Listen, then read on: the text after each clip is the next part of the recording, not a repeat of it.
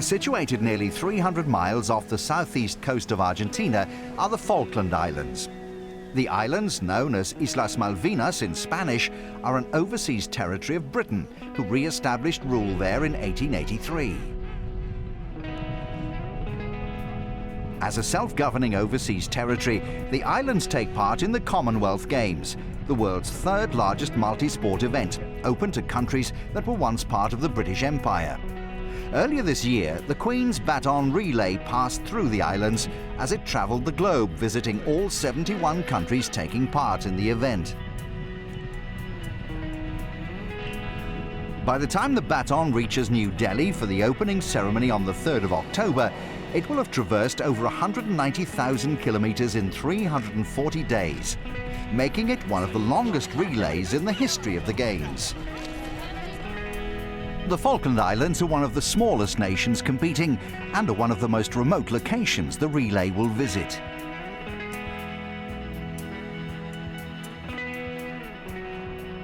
A self-governing overseas territory of the United Kingdom, the islands have taken part in every game since 1982, following the end of the Falklands War with Argentina. Stephen Dent is Vice President of the Falkland Islands Overseas Games Association, known as FIOGA. I think the Falklands views the Commonwealth Games really highly. It's for us, because we don't compete in the Olympic Games, it's the optimum for us. It's our Olympics. Despite only having a population of just over 3,000, the islanders compete in a variety of sports, including football, horse racing and swimming. Sport's very informal in the Falklands, and it's still very important to the community, and it's a chance for us as well to expose the Falklands to the rest of the world and to expose our kids to the rest of the world as well. I mean, I've taken kids to Pune in India, to Bendigo in Australia, and really open their eyes to the rest of the world, and it's a good opportunity to get people out of the islands as well.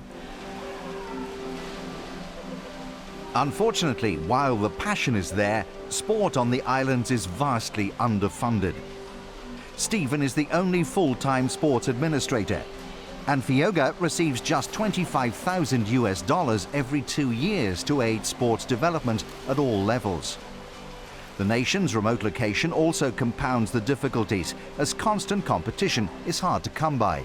FIOGA's biggest challenge is exposing the Falklands to competition, and then getting external expertise in. It's that chicken or the egg syndrome, isn't it?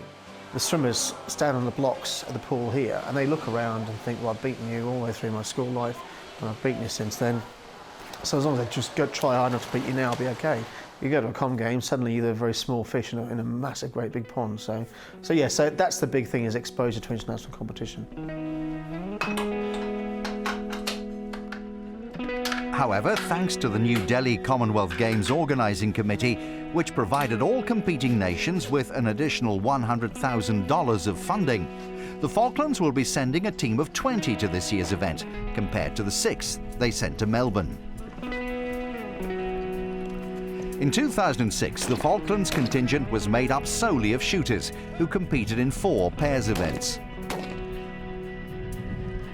While Stephen will once again represent the islands in the skeet pairing, this year the shooting team will also include 4 pistol shooters, who will not only be making their debut, but who all hail from the same family.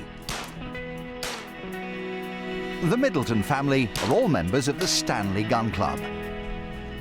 I can't describe it. I mean, being a Falkland Islander and then actually representing and competing for your island, I mean, it's just something else. I've always sort of dreamed since a child of taking part in the major games, and to actually now go with all of my family as well competing, it's quite something.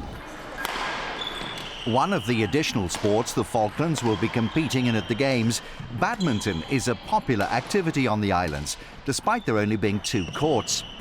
To help facilitate the sport's growth, FIOGA is using some of the money from this year's Games to provide expert coaching to their younger players.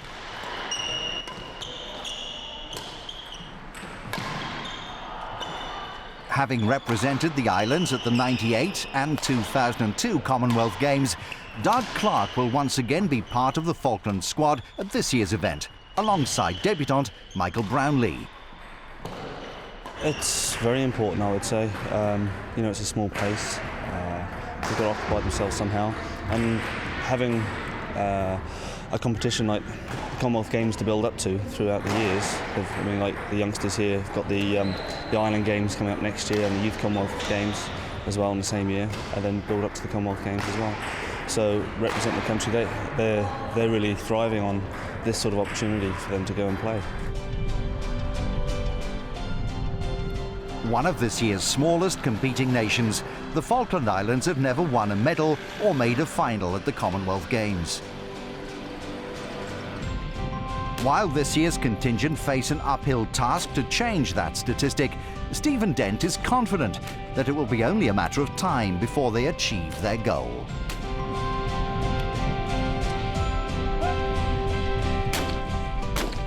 I think, you know, we're edging closer and closer to medal status.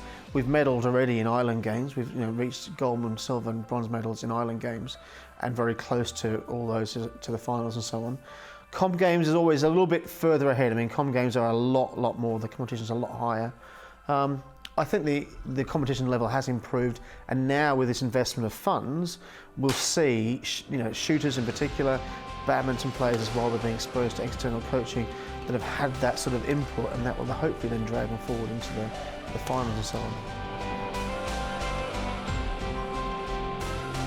Should this remote nation claim a medal, not only would it be a surprise, but it would also rank as the Falkland Islands' greatest sporting achievement.